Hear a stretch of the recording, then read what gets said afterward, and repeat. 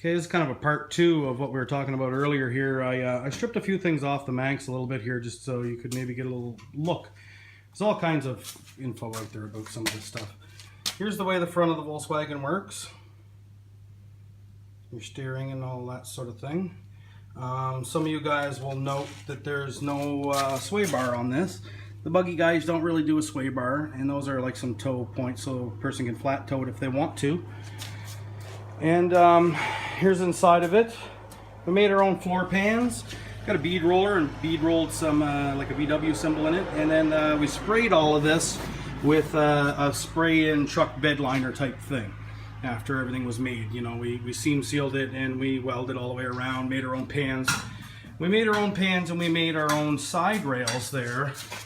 Because basically, I really didn't like the quality or anything that I was finding in the aftermarket world now. At one time, you used to be able to get really good pans. Now you really can't.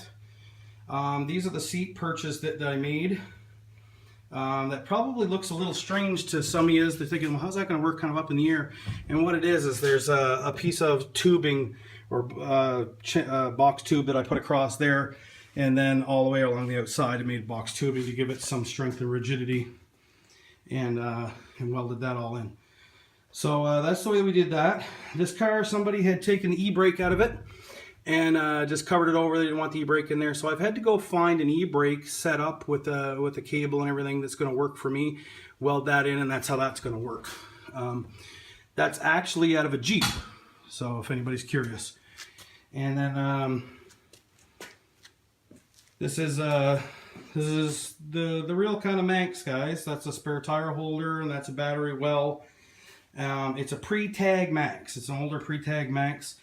Guys will be looking at this that are Manx nuts, and they'll be saying, okay, well, does it have this, or does it have that, or does it whatever, all that sort of thing. So underneath here, just for a quick second or whatever, see there's tubes and stuff underneath.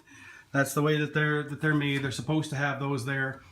And mine doesn't have. Somebody will nail me on this. They'll say, oh, there's no lifting block. Well, not all of them had a lifting block, by the way. And not all of them have a tag.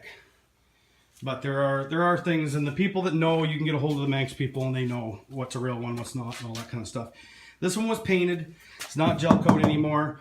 Some of what you're looking at is gel coat. The inside's all still your gel coat stuff, but the outside has been painted. Somebody painted it. So there's kind of a little look at the Manx and how it's coming along.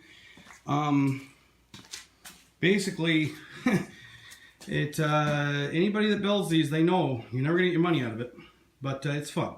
It's buggy and it's fun. So anyway, here's the hood over here. Maybe a little dimple in the hood kind of thing. People want to see those. And that's the hood. And there's the windshield bracket. The Manx guys will want to see that. And yeah, that is an ABS dash. It's cut up bad and beat to crap. But that's the stuff that you're looking for if you've got a real Manx. Oh, and what else are they going to want to see? See a bracket? The guys want those. These are on wrong. So before anybody nails me on that, they're on incorrectly. The original builder of the car put them on wrong. Those are the real ones though.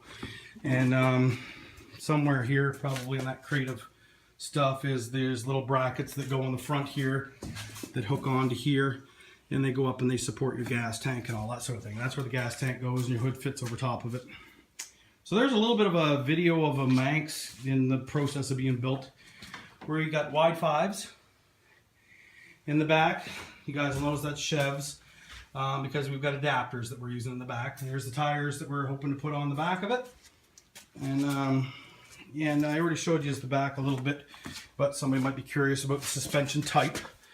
So there you go. That's the suspension type that we're using. There's two different kinds. And you know, we redid all of our brakes. There's all new. The backing plates, everything's been sandblasted and cleaned and whatever. Kind of a neat note here, these boots that I've got, they're just round all the way around. They don't have the aftermarket boots that you buy. They have a bunch of little bolts and stuff that hook them together. When you're hooking them together, by the way, don't put them right up, don't put them right down. Like I see a lot of guys do them. They go off to the front or the back so that they flex correctly. I see them on wrong most of the time. These ones, you have to heat them up and put them on. But there's the transaxle sitting in there, and that's the way that the factory mounts go. up into the frame and come back, because this is kind of all Volkswagen. So on the sand rail in the earlier video, and I'll put a link in this one to that one, it shows how we were, how it differed. But anyway, all right, so there's some of the Volkswagen stuff we're working on, guys. Until next time, Clunker on the Hill. Please like and share and all that kind of stuff there. We're brand new to this, but we're hoping to entertain you guys.